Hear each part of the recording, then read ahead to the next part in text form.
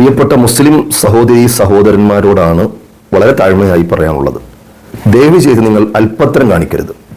കേരളത്തിന്റെ മതസൗഹാർദ്ദവും സഹിഷ്ണുതയും പരസ്പര വിശ്വാസവും സ്നേഹവും സഹവർത്തിത്വവും ഏതെങ്കിലും ഒരു ആഘോഷവേളയിൽ ഓണം വരുമ്പോൾ, വിഷു വരുമ്പോൾ, ക്രിസ്മസ് വരുമ്പോൾ ഏതെങ്കിലും സഹോദര മതസ്ഥരുടെ ചടങ്ങുകളെ നാം അനുകരിച്ചത് കൊണ്ടല്ല നമ്മെ അവർ സ്നേഹിച്ചതും നാം അങ്ങോട്ട് സ്നേഹിക്കുന്നതും.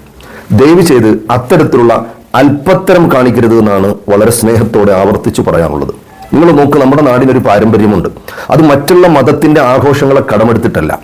എല്ലാ മതങ്ങൾക്കും ആഘോഷങ്ങളും സന്തോഷങ്ങളുമുണ്ട്. പരസ്പരം സഹകരിച്ചും സ്നേഹിച്ചും അസഹിഷ്ണുതയില്ലാതെയും ഒക്കെയാണ് നാം മുന്നോട്ട് പോയിട്ടുള്ളത്.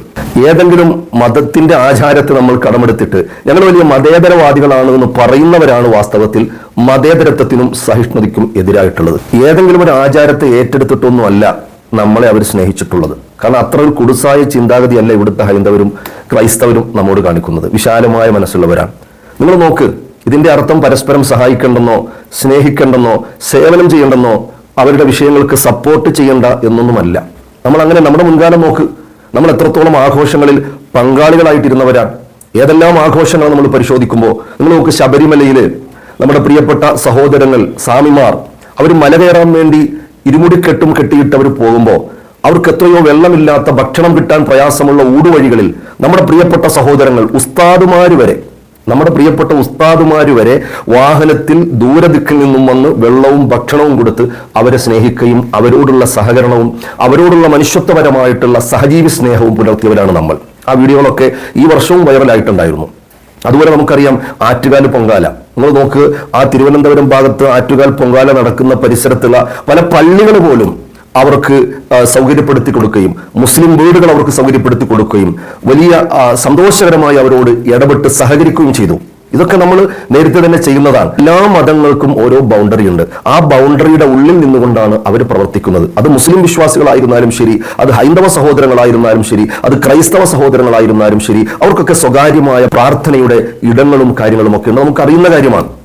നിങ്ങൾ ആലോചിച്ച് നോക്കൂ. മാത്രമല്ല, ഞാൻ ജോലി നോക്കുന്ന കൊല്ലം ജില്ലയിലെ തട്ടാമല എന്ന് പറയുന്ന പള്ളി വളരെ പുരാതനമായ പ്രശസ്തമായ പള്ളിയാണ്. ആ പള്ളിയിൽ എല്ലാ വർഷവും റമദാൻ മാസത്തില് ഭദ്രകാളി ക്ഷേത്രത്തിലേക്കുള്ള ആഘോഷോത്സവം മറ്റോ വരുമ്പോൾ സന്ധ്യാസമയത്താണ് അവർ കടന്നു വരുന്നത്.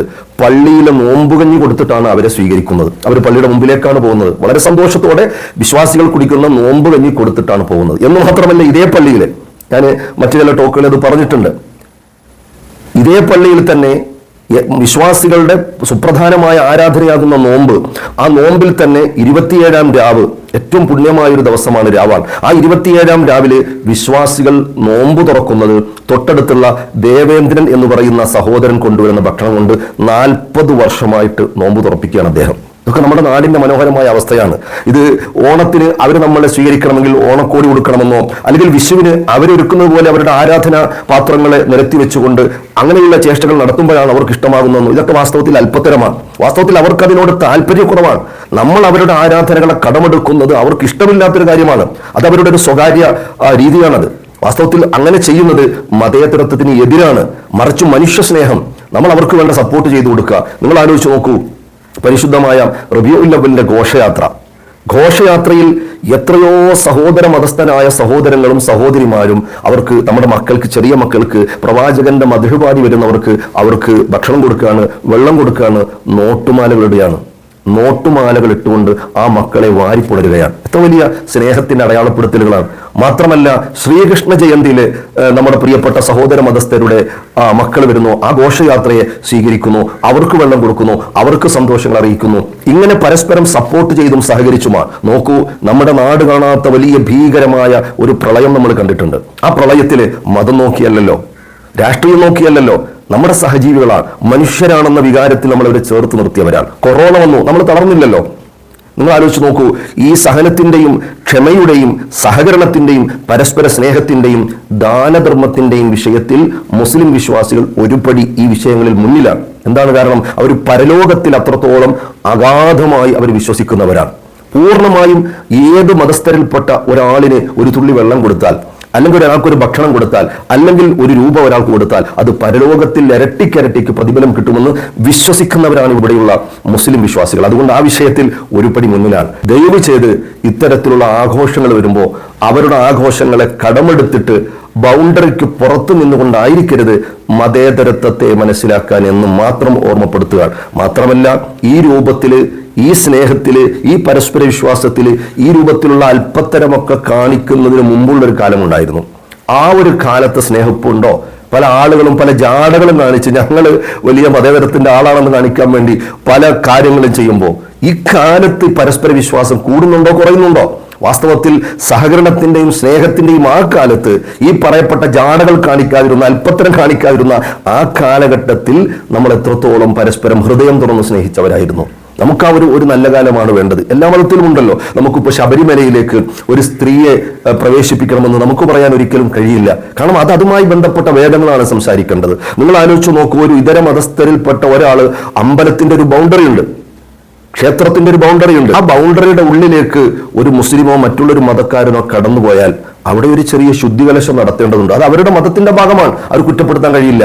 ഈ അടുത്ത് ഒരു സഹോദരി ഗുരുവായൂർ ക്ഷേത്രത്തിലോ മറ്റോ കയറിയതിന്റെ പേരിൽ അവിടെ എന്തെല്ലാം കർമ്മങ്ങളാ ചെയ്തത്, എന്തെല്ലാം കാര്യങ്ങളാ ശുദ്ധികലശം നടത്തിയിട്ടുള്ളത്, അതൊക്കെ അവരുടെ മതത്തിന്റെ ഭാഗമാണ്. ദയവ് ചെയ്ത് നിങ്ങൾ അവരെ പ്രയാസപ്പെടുത്തരുത്. അവരുടെ സ്വകാര്യ ആരാധനകളിൽ നിങ്ങൾ ബുദ്ധിമുട്ടുണ്ടാക്കരുത്. നിങ്ങൾ പുതിയ ഒരു മതേതരത്വത്തിന്റെ ഡെഫിനിഷൻ നിങ്ങൾ ഉണ്ടാക്കരുത്. അത് വെറും അല്പത്തരമാണ്, തരംതാണ രൂപമാണ്. അത് വാസ്തവത്തിൽ പരസ്പര സ്നേഹത്തിനും വിശ്വാസത്തിനും എതിരാകുന്ന രൂപം വരും എന്ന് മാത്രം ഓർമ്മപ്പെടുത്തുകയാണ്. ഒരിക്കലും ഒരു മതത്തിന്റെ ആഘോഷങ്ങൾക്കോ ആരാധ്യ വസ്തുക്കൾക്കോ ആരാധനാലയങ്ങൾക്കോ മതസഹോദരങ്ങൾക്കോ ചെറിയ പ്രയാസം പോലും ഒരു മുസ്ലിം ഉണ്ടാക്കാൻ പാടില്ലാത്തതാണ്. അത് പടച്ചവന്റെ മുമ്പിൽ കുറ്റകരമാണ്, സൗഹാർദ്ദത്തിന് അത് എതിരാണ്. അതുകൊണ്ട് നമ്മുടെ നാട്ടിലുള്ള ആഘോഷങ്ങൾ, അവരവരുടെ മതസ്ഥരുടെ ആഘോഷങ്ങൾ സന്തോഷമായി നടക്കട്ടെ, സന്തോഷത്തോടെ മുന്നോട്ട് പോകട്ടെ.